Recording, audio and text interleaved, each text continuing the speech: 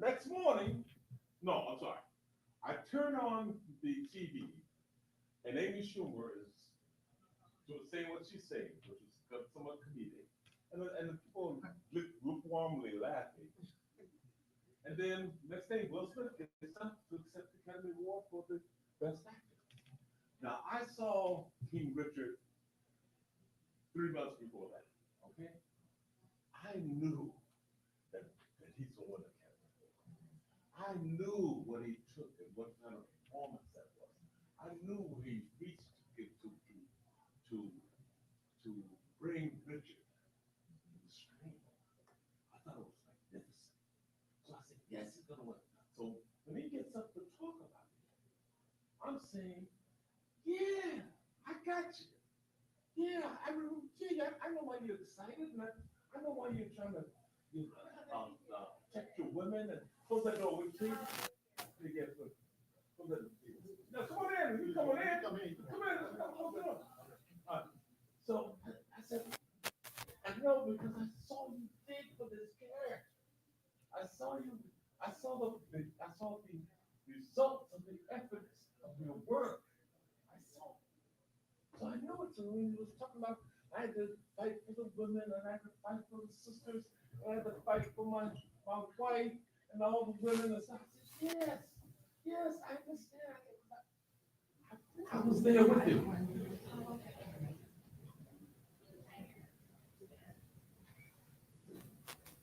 We're gonna wait for you. Okay. So I was with him 100% because I realized that's what he was. But then he started crying. And I said, oh man, I understand God. As an actor, I understand how you do it to your core to bring that character up and make Richard real for all of us. Cry. Yes, cry. Then he kept crying. I said, you don't cry that much, Richard. This is too much crying. But I'm still with you, though.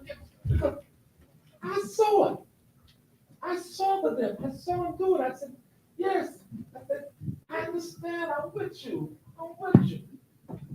As an actor, I'm with you. Still crying with much money. Then we got off. He kind of, walked off. People kind of, then somebody said something to him, we walked off with him, and then they turned their head away. I said, why should you turn their head away like that? But something was off about it after that. But I didn't pay attention. I went to bed. Next morning, I'm on a plane. Next morning. I told you about the 355. The 350. So I'm just going to put it. Next morning, so let's catch that story. Next morning, I'm on the plane. I turn on CNN on the plane. I see the smack.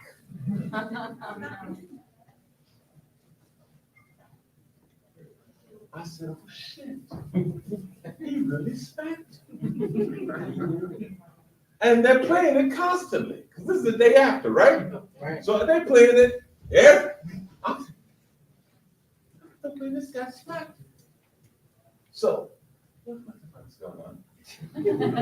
I'm in the middle of telling the story, and y'all walking the fuck out of here? What the fuck? I'm about to tell him something really cool, and where are the minds? Lock the door. Stand in front of that door. Let nobody in or out of this place.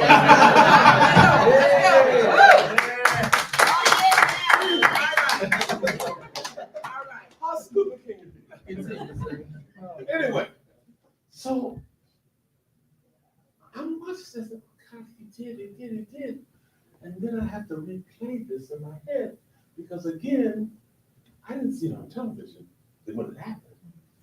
I'm taking his reactions from the performance.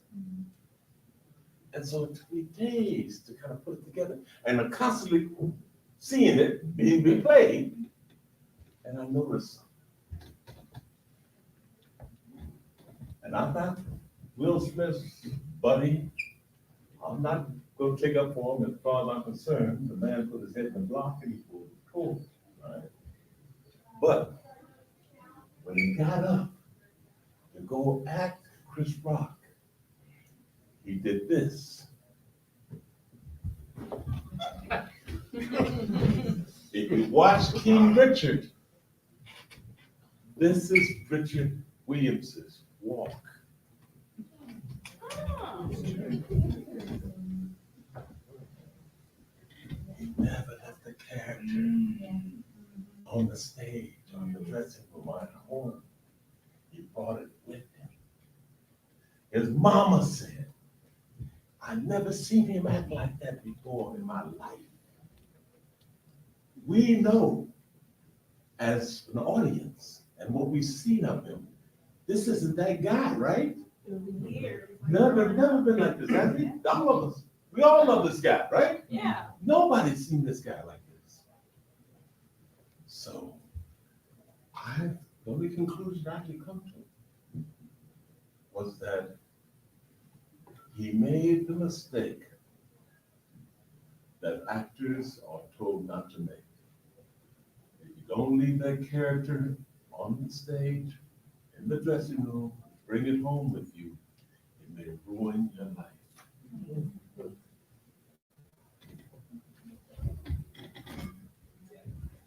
Again, you got to see it from where I'm seeing it from. The performance of King Richard, then him accepting. Does that happen to you? No. Him accepting the award. When he accepted the award and I saw the performance, I wasn't thinking smack. But when I saw the smack later, and I saw him walk, and I watched King Richard before, and I saw the walk, I said, wait a minute, wait. And what his mother said, what she said. Then when I thought about what I know about it, I had to say, I think, maybe wrong, just my own little hypothesis, doesn't have to be, everybody's got an opinion. They're like, you know what, everybody's got one. That's mine.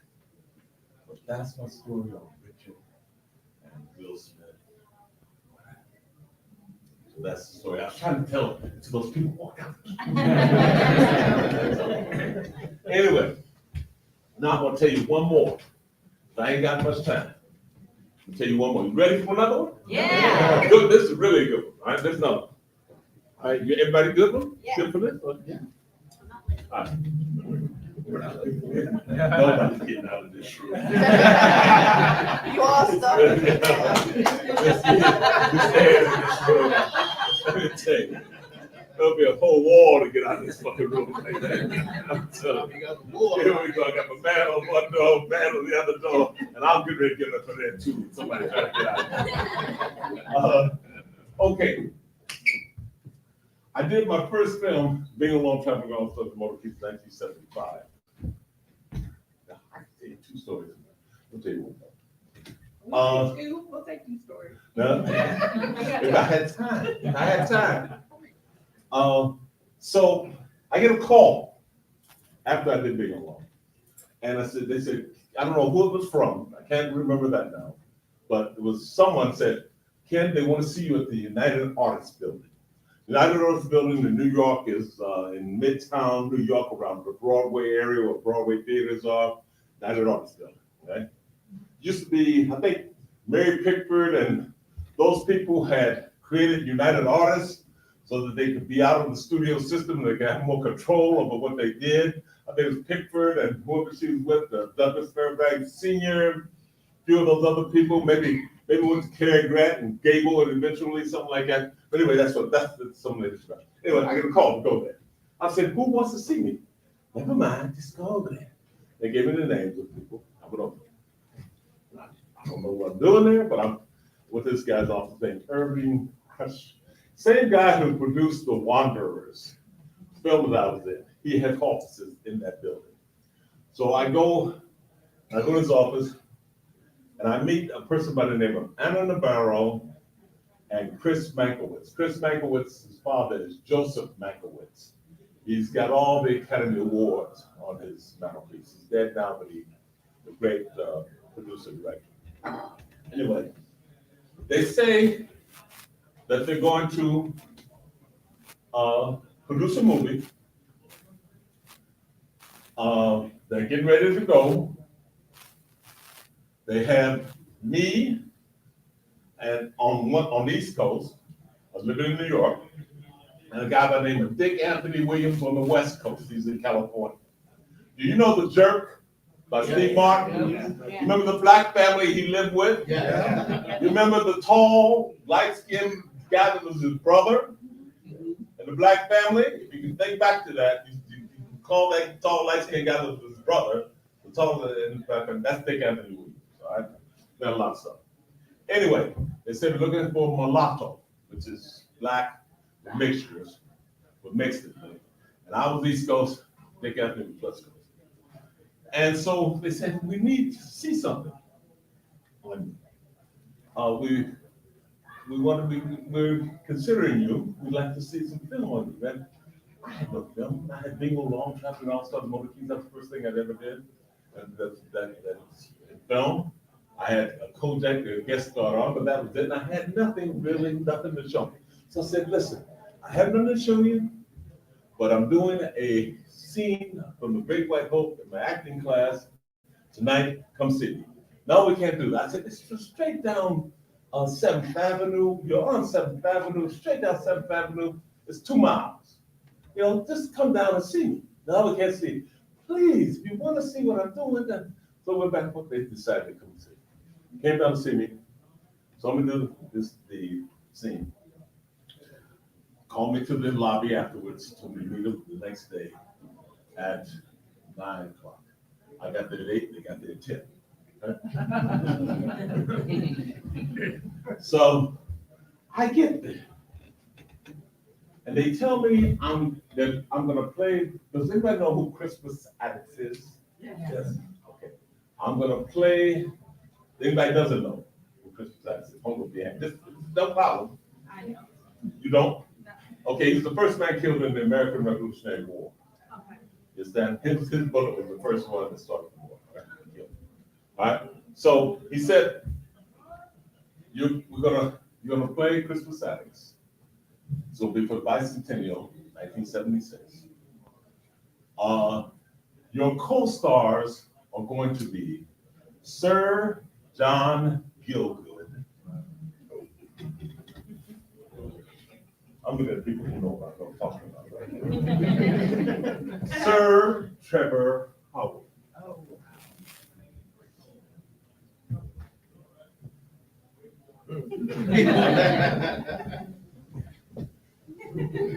Yeah. I don't know if you know who they are, but it's like them telling me that I'm going to be playing. Oh fuck! I can't think of it right now. You know, I mean, who do I think of that's that quality right now? Right. Just somebody absolutely fantastic. I want to go Lords of Salem, but they don't know who that is. No, but anyway. Oh, no. Sorry.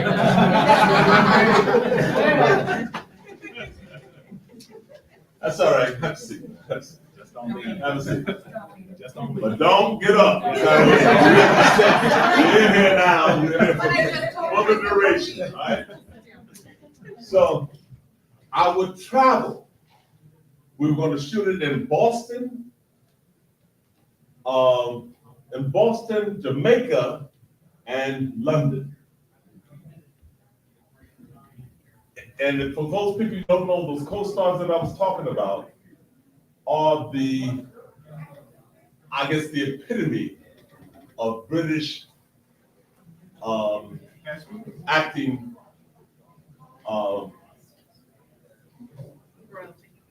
Yeah, the royalty. Yeah, acting royalty. They're going to be my co-stars. All right. So I'm going to travel all over the world, and when I travel all over the world, I'm gonna be a major star advertising this. It's gonna make me a major star as an actor. Now, I've just done video long time. All Stars, Kodak, some off Broadway. I'm listening to this. While I'm listening, people from Jamaica, the island of Jamaica, are coming in, set designers bringing in stuff, showing them, costume designers bringing in stuff, showing them, location managers from Jamaica, speaking Jamaica, coming in stuff. Yeah. There's all these people coming in at 12 o'clock. So don't go nowhere. Don't let him out of there. Get him. Grab him. Oh, I want to kick. I want to get him. There's a woman out there. I know who he is. Close that door. Close that door. No. Y'all better to go away. So, and they said that you're gonna be a major star. You ready for this? I said, yes. Of course I am. I left that office after a 2-hour meeting. I left the office and felt no ground under my feet. I got in the elevator.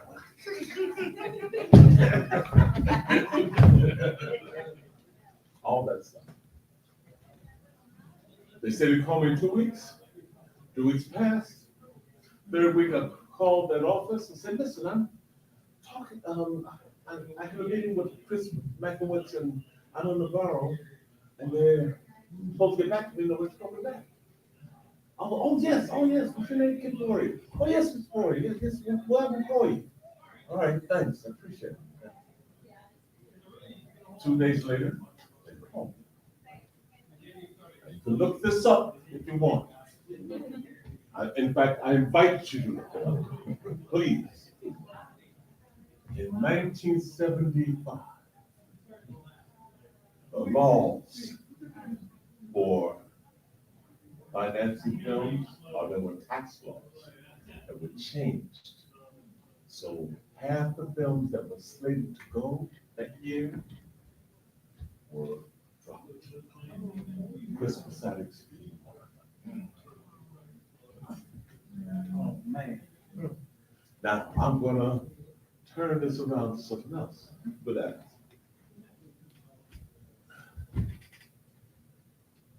My mother, her siblings, my father, his siblings, all the African-American high school students in Indianapolis, Indiana, in 1922, the Klan decided that they didn't want them in the white schools. They wanted miscegenation, or they didn't want them joining the glee clubs and that kind of stuff. They all put in the room, of course.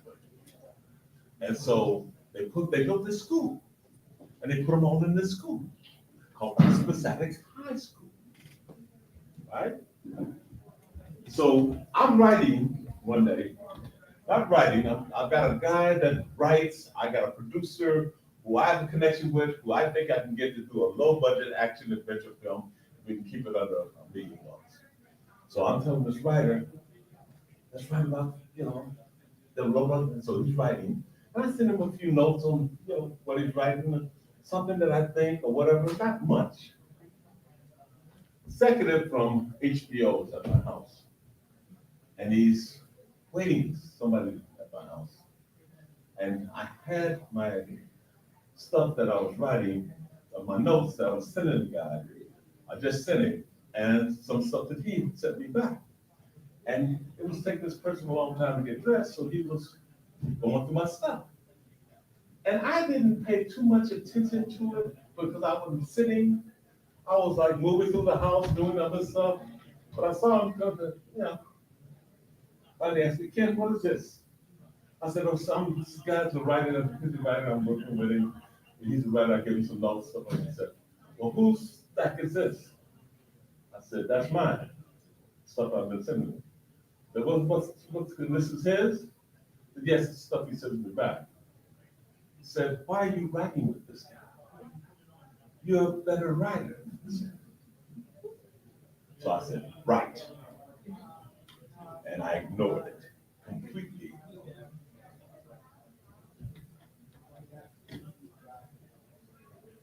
he would come back occasionally because we were social, so next week, 2 weeks later, whatever.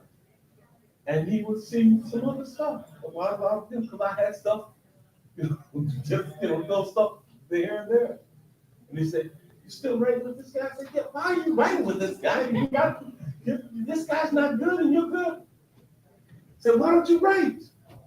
So he kept pushing and pushing and pushing. And I kept trying to tell him, "I'm not a writer. I'm just the guy that has the contact. I can get to the producer. These are just a few notes." No, push. So finally, I said to myself, "Okay, I'm gonna write something. I'm gonna write something about the high school in Indianapolis where my family went. My family has strange names. Give you a few examples. Canotus, Sabanius, Nanny Bell, Newton, Mosetta. You name them. Yeah. Myrtle. You say Myrtle anymore. You say Myrtle. That's Myrtle. That's Myrtle Beach. That's about the only thing that's Myrtle in this country now is Myrtle Beach, except for my eye. So, just strange names and unusual names. So I'll write this little thing, maybe 4 or 5 pages, and I'll write about, this school. And I use their names. Well, and I consider it for Christmas presents. I consider it with a present. Here's something I wrote about you. It's funny. I use your name. Joke. Well, I started writing, and I wrote a 6-hour limited series, 300 and some odd pages, called Addicts. It's about school, about the clan. It's about Hoosier basketball hysteria, Indiana. And it is, I'm very proud of it. But again, 1975, Christmas Addicts, character, 2020's Christmas Addicts story. So that's just a little, what do you call it? Christmas. Okay, so that's just a story. All right, that's enough. Finish. I think that's all. And no, I started writing other things. I started writing this. I have a 6-hour. I have a serial killer script. I have an action adventure script. I have a comedy. I had to start digging and saying, well, if I can write, because I didn't believe it, even when I was writing it, I still didn't believe I was a writer. I had the talent. So it was hard for them to push that in my head that I have that talent. So I said, if I do have the talent, maybe I can write. I should be able to write a comedy. So I wrote a comedy similar to Taxi called Limo Inc. Funny. A serial killer thing called Shadows. And the thing that we were writing, that I finished writing myself, with that guy, Crackdown in Burnham Heights, which Fred Williamson and Jim Brown did about 5 years after I wrote it. Same damn thing, same damn shit. So I found I had this talent. So again, that was the addict story. I just want to put that in as a tail end of the addict story. That's what happened with that. Anybody have any questions now? If we got some time, I'll take your questions now. We've warmed everybody up. Okay? I can tell you another story, but it's gonna take a little while, but I got some doozies. Go ahead. No, question. I'll take the question. Have you ever, is anything published, like the attic story? It's Like, can I get my hands? ooh, no. Not unless you got a whole lot of money. Okay. The Addict Story is a 6-hour limited series. It's been before HBO, through the head of HBO West Coast, E1 Entertainment. I don't know if you know who E1 Entertainment is, but it's been with E1. It was with Mandalay Sports Media. You know what Mandalay Sports Media is? Deep Pockets, David Gerber, right? Deep Pockets, right? Mandalay Sports Media gave it went to their media department, excellent for story, fine for structure, and good, no, the other 2 categories. All right, and the recommendation that it go to the next level. We can't get anybody on the phone. Let me spend it, I ain't finna go that stuff. Just with the Paramount, someone had a free picture deal, Paramount, they had it. Paramount told them we don't want to do any period pieces. That's out the window. Just got it back from CAA. CAA got it strange. It veered a little bit. They said, I don't know what the hell veered means with these people. Then they said, but and athletic stories are hard to tell. This is a historic drama.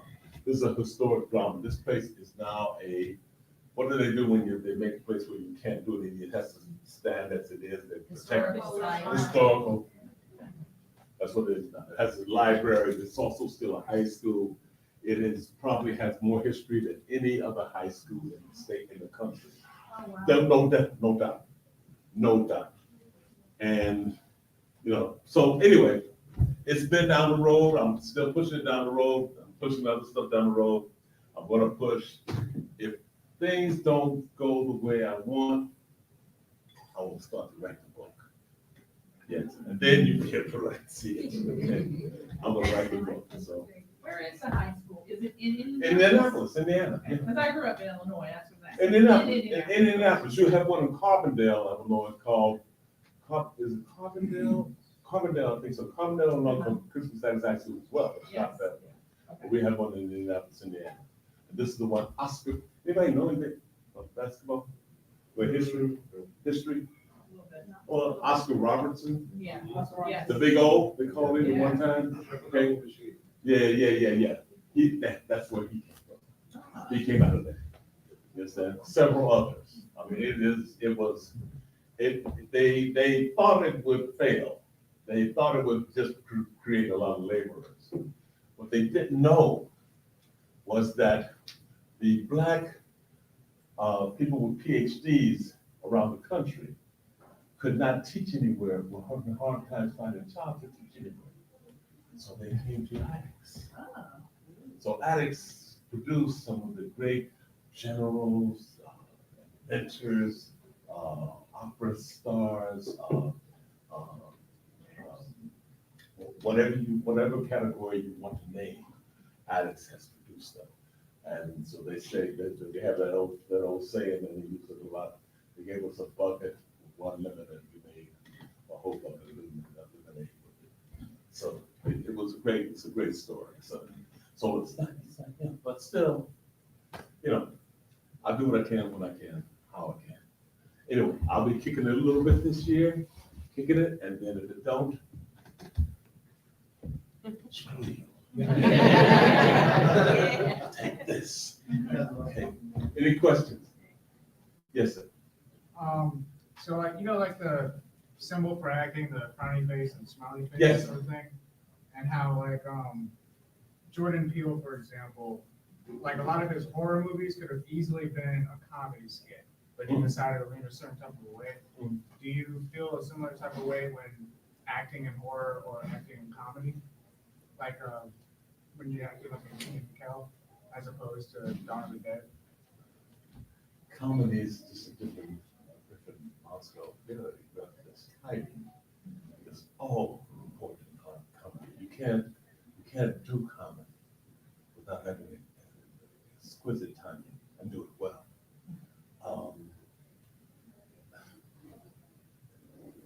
Well, Drama in front of a script. I'm sorry.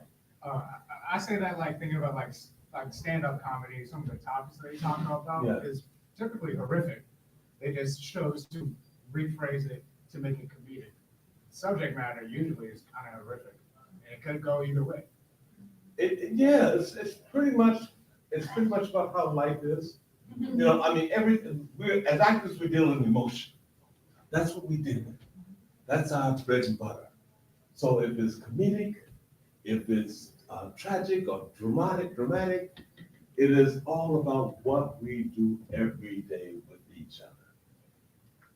We just take what you do every day and we put a twist on it. And, I mean, I could tell you things that my father did that were disgusting. But if I put a little, if I try to think of it in a comedic way, you'll laugh.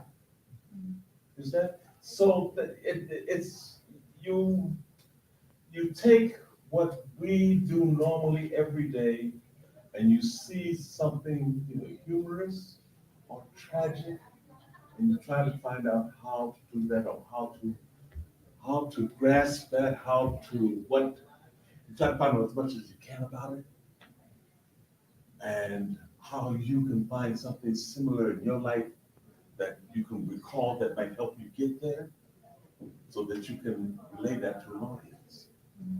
So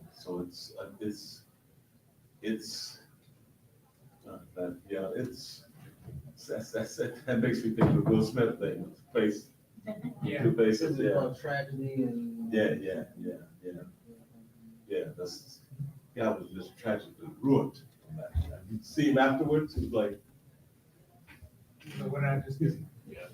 He knew it. he was like this. He ain't crazy. He knew it. But he was cracked. Yeah. He was broken up. He was broken up because he realized at some point what he had done. I think as soon as he got up there and started like crying, he said, "Oh shit, what did I do? Why the fuck that?" Anyway, I'm not getting it. So I hope that answered you, because I think that that's why they say most comedians can be great actors. They got the timing and the delivery. The timing, the delivery, and they're looking and searching to see that part of humanity that is maybe they're observing constantly for material. And the material comes from where? Us. Us. Life. You know? Something that we might do every day. My father used to do something every day that was disgusting, and I've often thought to put it in a script because it would be funny. It's one of those, it's like the fart joke in Blazing Saddles, you know? It's just disgusting, but you gotta laugh, you know what I mean? So, yeah, I hope that answers. I think it's so many questions. Anybody else? Come on. Yeah. Your favorite roles and what made them special to you? Oh, God. Just a couple. Oh, That stand out in mind. you know, yeah, there are many. And I can name a couple. And I'll tell you, I'll answer that like this, because it's a hard thing to go to other films that I really loved, performances that I love, things that I love, and not mention others. I did one where I said nothing except I grunted the word guilty. That's all. And I did that for a hunter on NBC, nominated for an Emmy. That was rewarding for me. You know, so yeah. And there've been others. I mean, almost every role I've done, even some of the bad crap I've done, there's always something that I say, "Oh wow, that was good. I enjoyed that part." Some of the stuff I want to burn, the other stuff. You know? That's the great part of being an artist, the appreciation in every little, piece that you do. Yeah, because there's something in everything I Do you do. like to watch yourself? Some actors don't watch their performances. You know, Are you your worst critic? it's yes. Oh God, yes. Oh God, yes, man. I want that back. Wait a minute. Yeah, I'm the worst critic. I'm a worst critic. Yeah. I am. And especially, I'm up there on the screen. I remember I went to, I was going to see Dawn of the Dead. I didn't go to see it. I was presenting it in Casper, Wyoming, for this group of people for this event. They had a big zombie event or something. And you know, it was in this nightclub at night, and everybody was dressed, you know, having cocktails and stuff. Really nice, plush kind of thing. They don't sit down with the dead. So I'm in the back of this film was old. This film was done in '78. I mean, it's passe. They got the slapstick comedy. It's low budget. They're gonna see that. It's gonna get horrible. I said, they're gonna laugh me out of here. I said, I gotta get out of here. I can't do this. And then find a way. What actor can I go home? And I'm behind stage like some skips, and that's it. And the audience is out here, so they can't see me. And I'm trying to look, and I thought, oh, suit on time. I said, I can't get out that way. I said, all right, now I'm sitting down, and walk out. And instead of walking out and just taking a seat here, there, I just go straight out to the door. And I see you hit the parking lot. So I announced it. Tried to give him a speech. The speech was horrible because right now I'm terrified.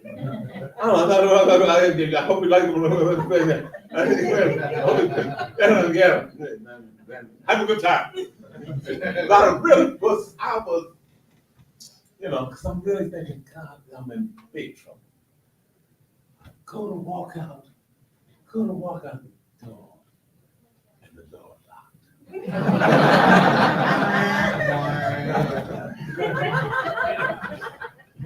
And when I opened the door, try to open it, I knocked you more back at me, right? Okay? Yeah. King. Start turning and looking. I said, what's Ken doing? I said, oh, I was just gonna take a smoke. I went back, grabbed my seat. I sat down. I started to watch this film. And Lord is my witness, strike me dead right now. It was as good as it was in 1978.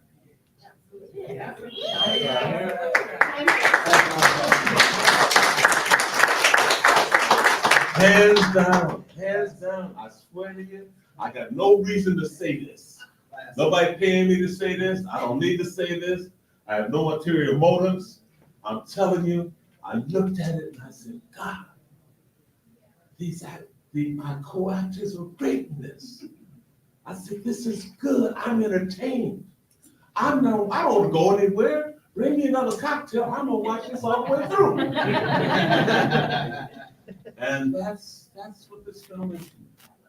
It's been that way since, even if you take a little budgetness and the slapstick stuff and the dumb stuff and the stuff that you say, okay, this is the acting's not quite.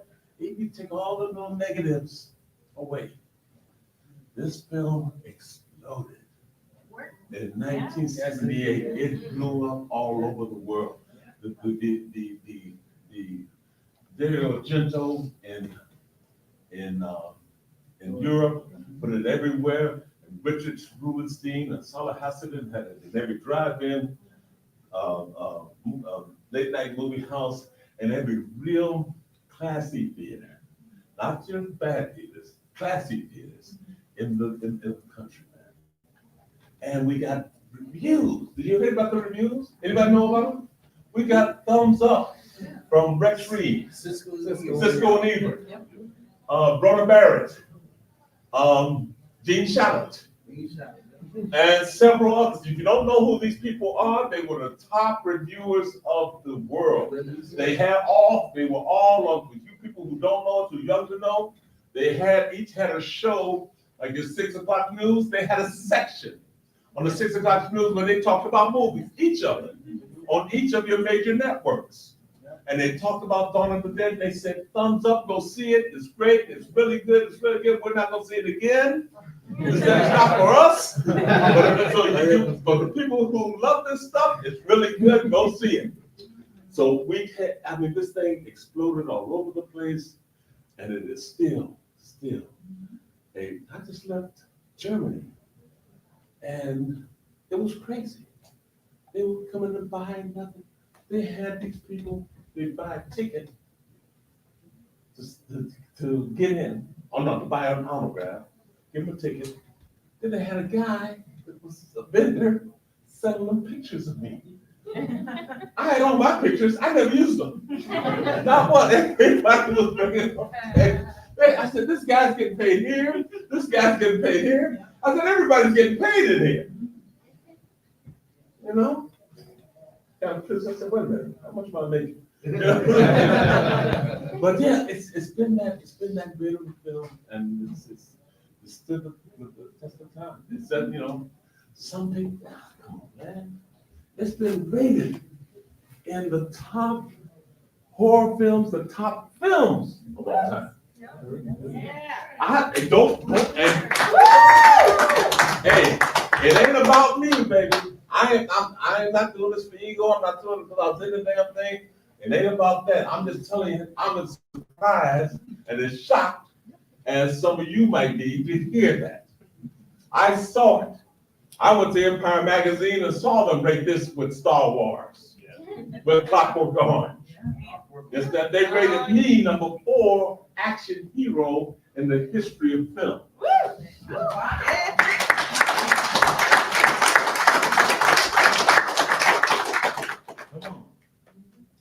Come on, man. That's that film, 1978. So while you guys have your, you like the film and you love the film and you come to buy the autographs, just think how many people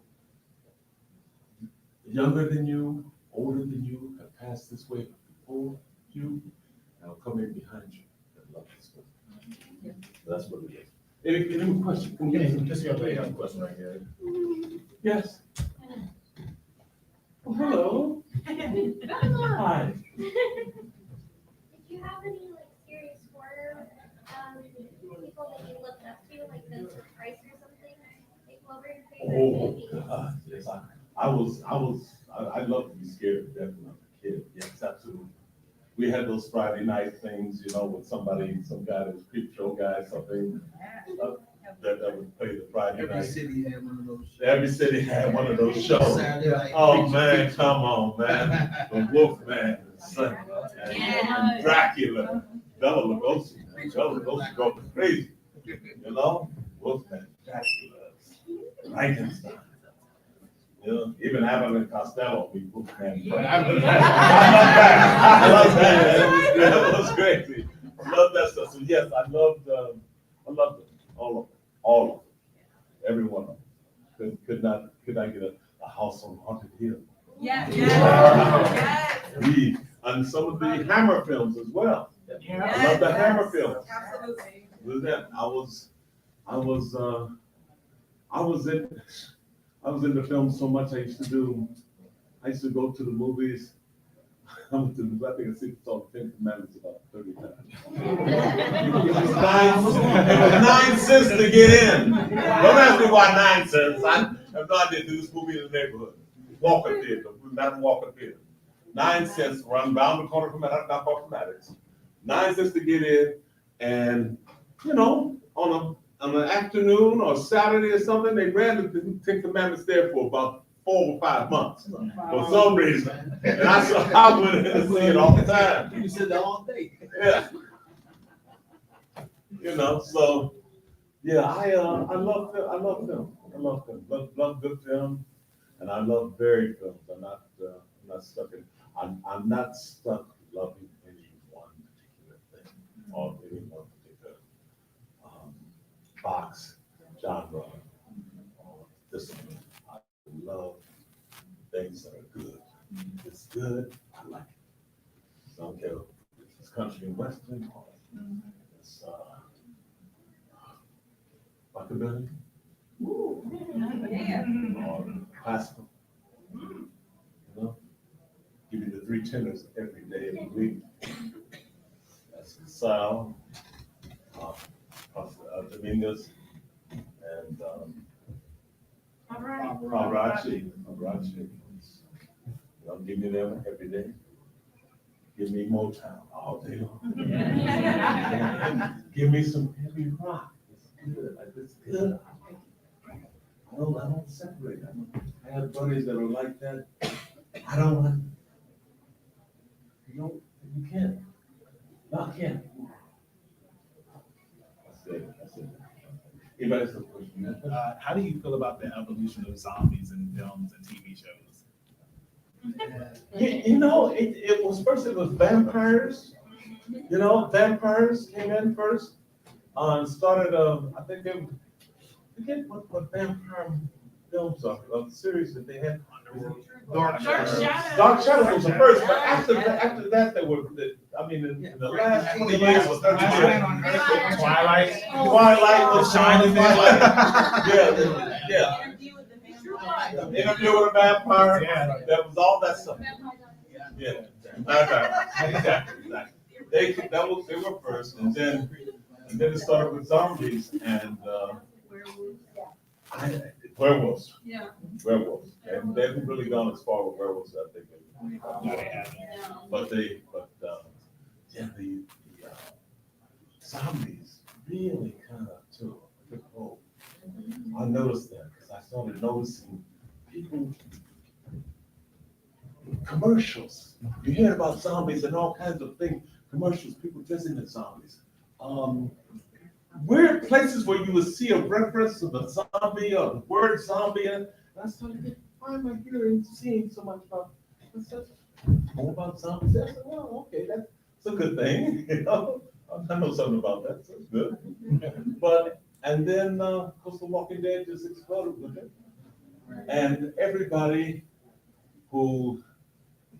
there's so many people who do independent films who have found that zombies are a good way to Make money.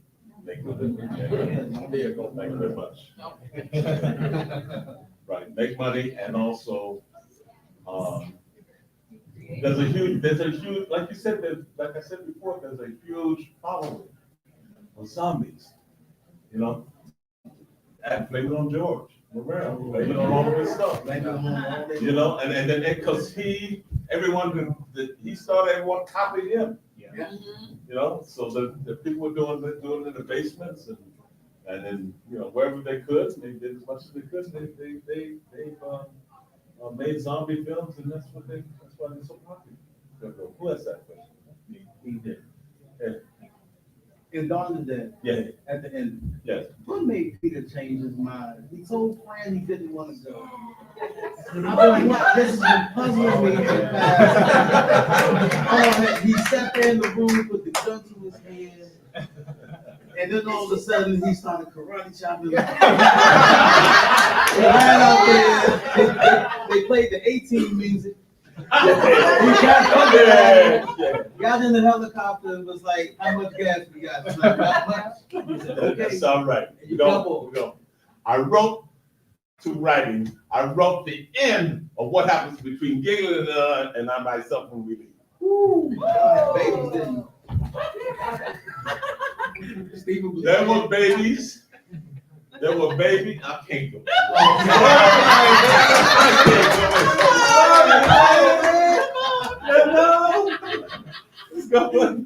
This is. I'm just curious about. Let me just fast. Let me just do that. All right. We left. We picked up my brother and something in California and some other people we knew. So we had a group of grown-ups. They all went to an island. Went to an island. Everybody's group, baby. There were a lot of babies, a lot of kids, and then everybody there were zombies also on the island, and all the adults got killed except for me. I become a sloppy drunk with a huge beer, a drunk belly, and the kids do nothing but they listen to me, but they kind of consider me a drunk. And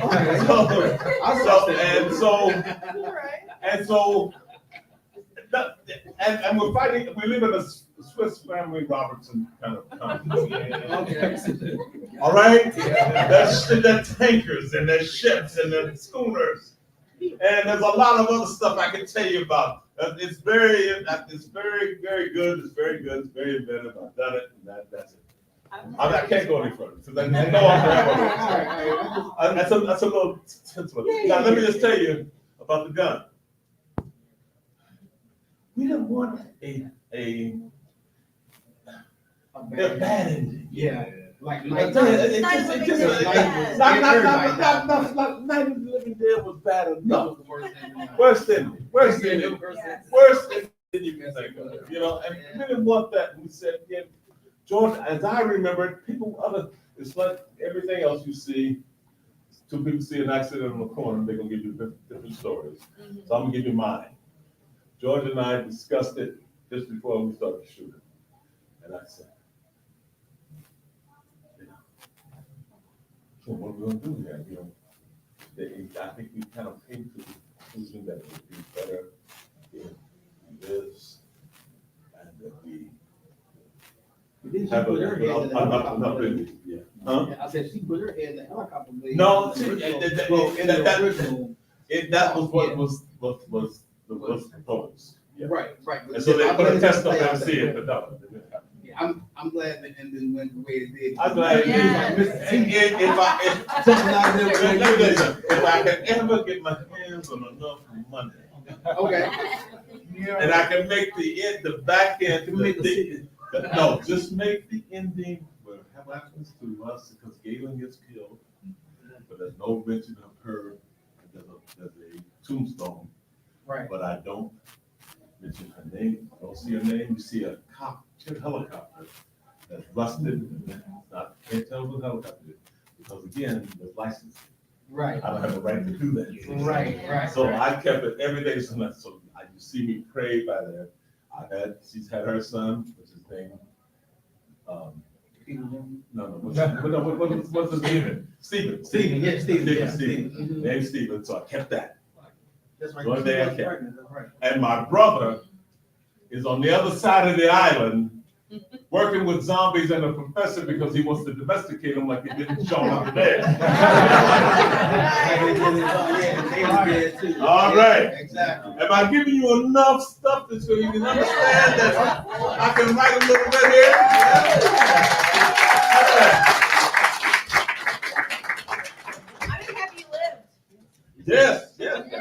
Hey, me too. Hey, go. This might be a little bit deep, but the last time I ran into you at a con, you had a booth right across from Con Gold, my resident, and he was working on a book about villains in cinema.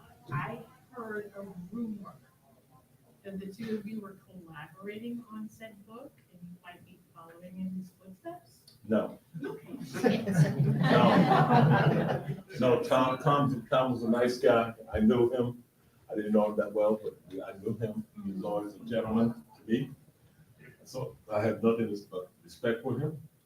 But we have not collaborated on anything. Only collaboration everything I've done, I've told you about.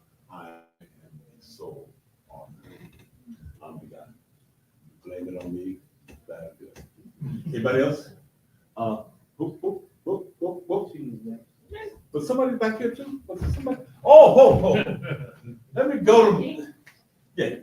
Well, regarding the ending, so there was no film burnt for the alternate ending. No. Okay. It was just a thought. I do know the live cast for Galen Ross's head actually appears in the very beginning of the film. It's done. It's what's his name? It's Bully. It's Wooly. Well, it's the headshot for like when they We blow off Wooly's head. Yeah.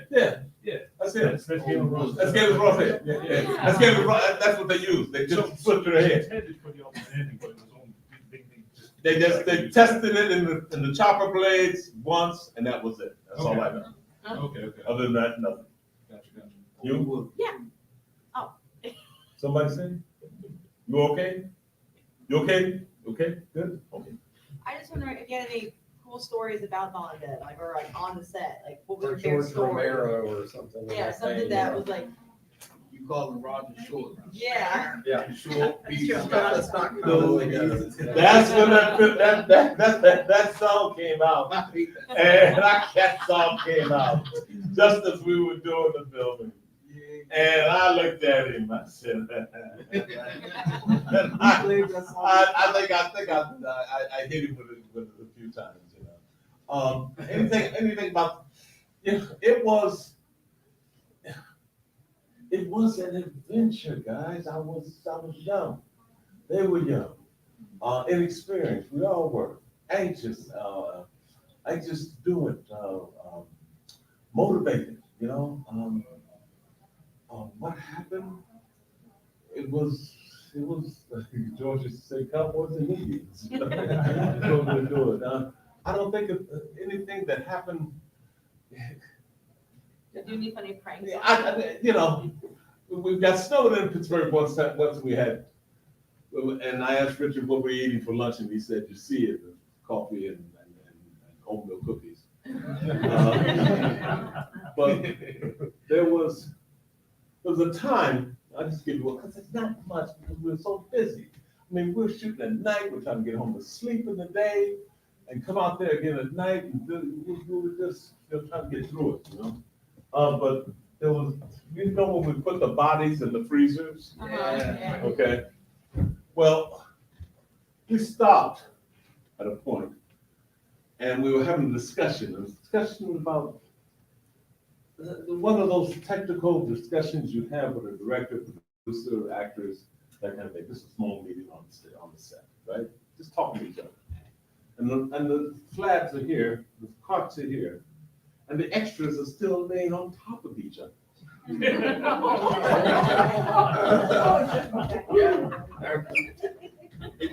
So I said to somebody, I'm not gonna mention who, it wasn't, I said to George, but George wasn't the person that said what I'm about to tell you. So we were talking, and I looked, I said, people are still laying there? I said, what? Tell them to get up. We don't have to lay there like that. They're just extras. Oh, wow. gee, thanks. How they roll? Not everybody. How they roll. There's sometimes, you know, people in this business for a moment or a season, you know, and they sometimes leave their generosity and humanity sometimes at home one day. And that gave that person.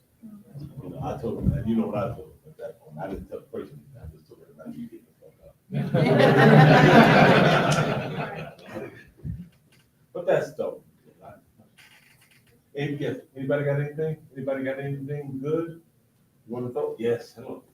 Who was your favorite character that you brought to life in the movies that you've done? Favorite character? Yes. Devil's Rejects gotta be up there. It has to. Oh. Thinking hard. It's like a hard yes. I guess maybe a Well, you know something, this will surprise a lot of people. I like the hell out of Joe Grizzly. Yeah. Joe Grizzly's bad. Yeah. I like the hell out of Joe Grizzly. I thought that, see, I took that role, and Rob told me, he said, "No, man, it's not much for Rob." I said, "Let me see it." And I looked at it, and I said, "Is this?" And then I looked at his,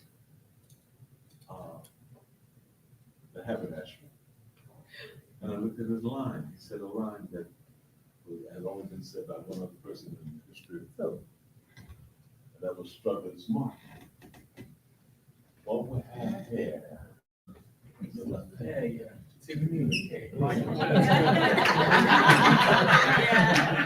On the toilet. I said, struggling smart.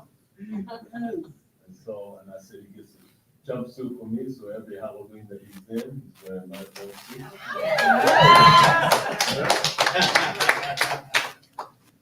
And I thought when I got out of that truck, at that truck stop,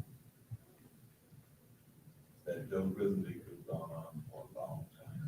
Oh, yeah. Yeah. So Joe Grizzly, I would have liked to see live longer, go on longer, or a sequel, a prequel of Joe Grizzly, because I think that's an interesting character. I could have made something out of it. Not necessarily my most, favorite in developing, but one that I felt had the possibility of being something really, really fun. Can you say the line? Can you say the line? Go Grizzly bitch.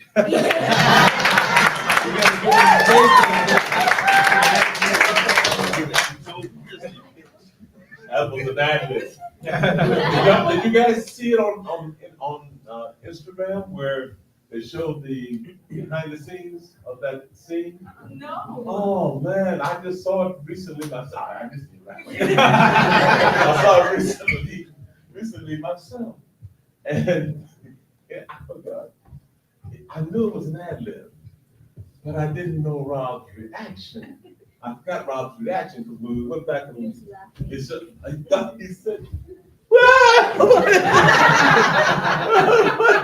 everybody jumped. Joe Grizzly bitch. Yeah, man. Yeah, that was, if you get a chance, yeah, that was, I always say this, and I'm not going to say it, be very diplomatic when I say this. I knew that it was going to be short, okay? I knew all the other things that I just told you that I had. Rob wanted me to, I can get a long story. I ain't got time for that. Yes. I got 10 minutes. No, we got time. We can lock the door. We don't care, come on. That's right, we're good, come on. Ish.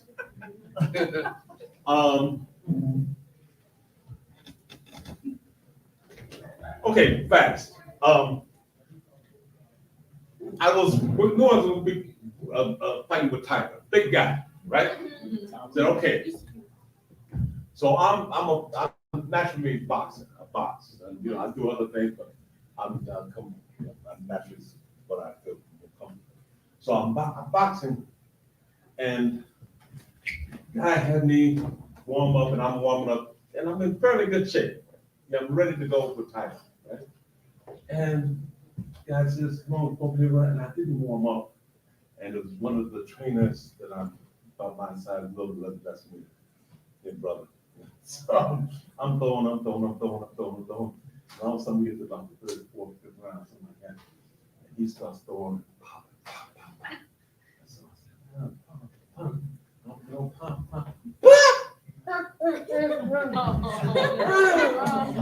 I hurt my knee. I hurt my knee bad.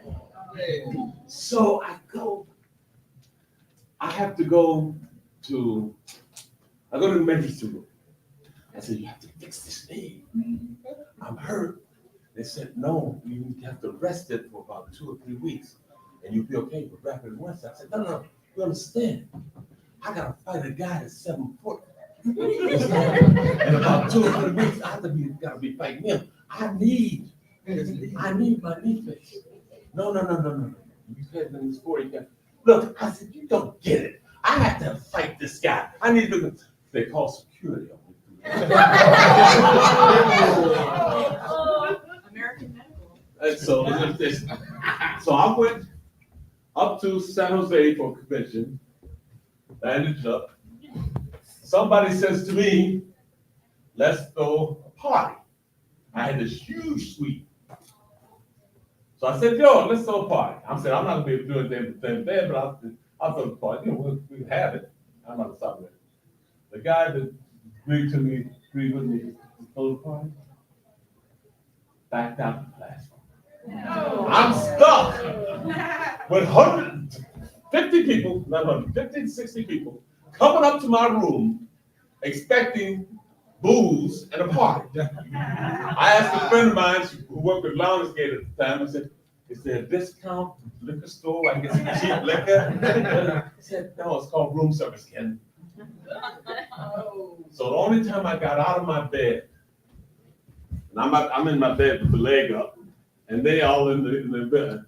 Sometimes people come and talk to me, and then I'm by myself. Aww. So the only time I get up is to limp to the door, the sign for the cart to come in, with more hors d'oeuvres Oh. and liquor Wow. for over 60 people. What the? Ken. All of a sudden, everybody said, I'm shortening this story because I can tell you more. Some crap happened.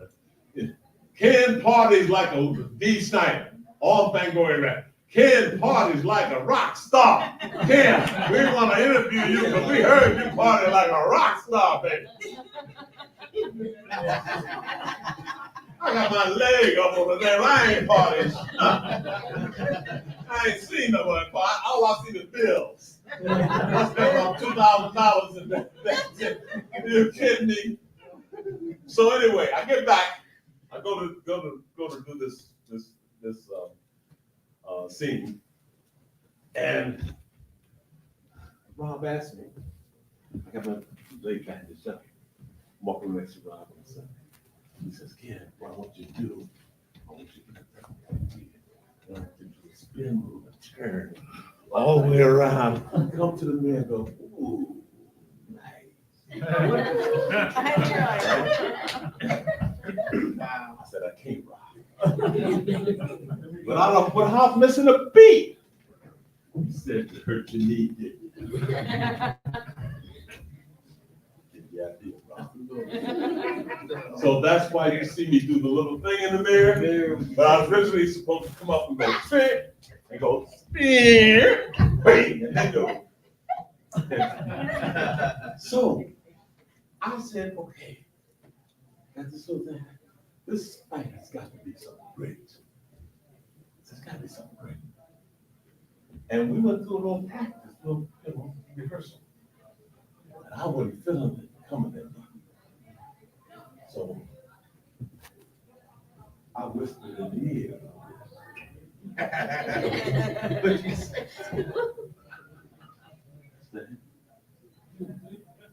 Listen. Listen. I whispered in the ear about certain relatives.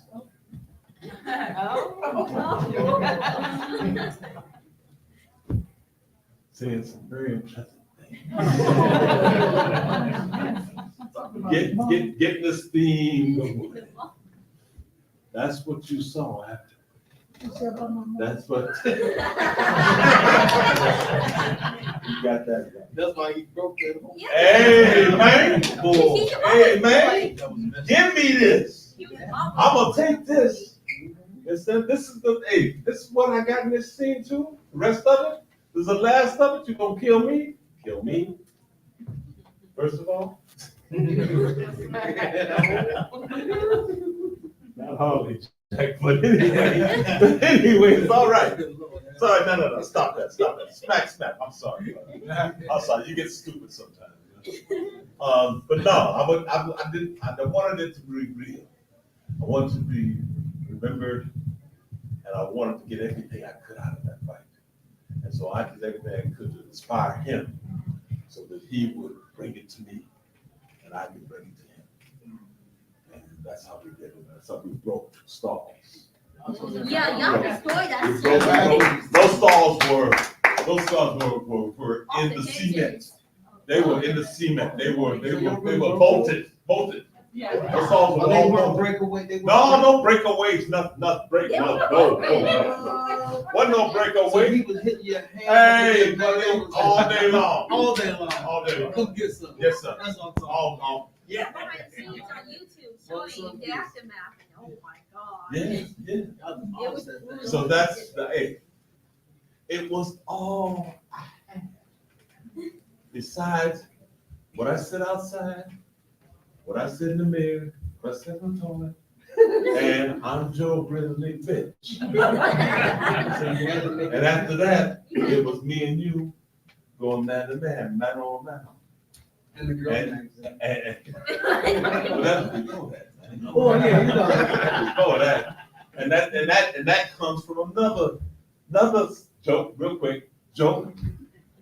Old movie, guy with the riding jumpers and the long boots and the riding crop dismissed the people in the 1920s to get off the sound stage because they've been working for 24 hours I'm all go out and to get coffee and whoever, whatever.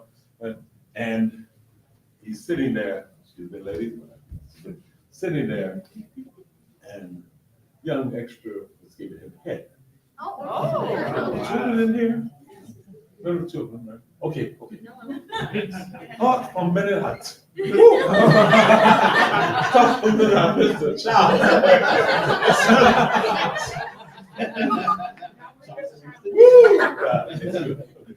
And so there was a guy in the rafters, and he had, was doing something, but he was very quiet about it. And so nobody knew he was there. And he looked down. And as he looked down, the guy, the director, and I can name the director, but I don't, it's between a few names, and I don't know which one it is. One of those D.W. Griffin kind of guys, those kind of guys. So he looks down there, he goes, naughty girl, naughty.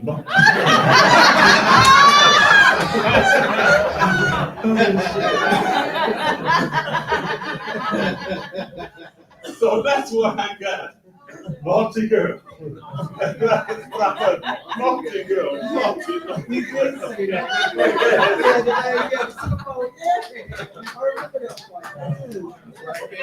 You knew something as an actor. You knew that stuff. So we gotta go, right? All right, we got one more question. So whoever he picks, make it a good one. It's the last question. Okay, eeny, meeny, miny, mo, and I see you got your hand up, Joe. I saw you had that cameo in the Dawn of Dead remake. Did you kind of feel like watching the Next Generation or anything like that? No, I felt restricted. I felt restricted because I had rings on my fingers. Props department gave me rings. My fingers are so god-dogged big, they had to cut the rings. You know what I'm talking about? And to cut them so they fit on the outside, they look, but they look great on the outside, but if I did this, you got that. And all I wanted to do was get crazy with it. Yeah. And fucking, what did I say? Fornication, and you're doing this, and you're doing that, and this, and this, and this. And I want to use my hand, and I can't. I had to. It's one way or the other. Understand? It's one way or the other. I wanted to. It's very tame. Yeah, I was saying you was gritting your teeth a little bit. That's all I could do. I could, because I'm really, and maybe I could have done something else. I don't know, but it just blew me that I couldn't take my hands go. That.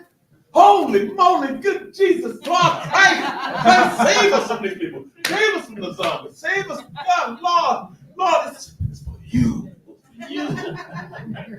It said you will live to build the redemption of God. Whatever.